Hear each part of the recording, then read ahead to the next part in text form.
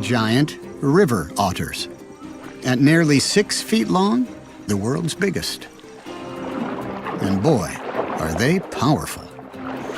Muscular and agile too. Each one eats 8 pounds of fish a day. These are just quick bites.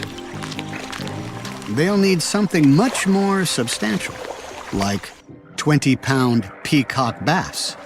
The fish seek safety by hiding amongst submerged branches.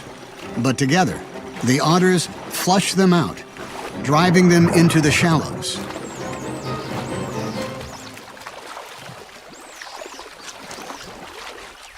But not all this fish is going to be eaten right now. The family starts heading back upstream. Someone has been missing out. He's too small to join the hunt, and he's hungry. There may be fish all around him, but pups don't think of them as food. Yet. This is just an adventure. He's got a lot to learn. Not sure this taper is going to be much help.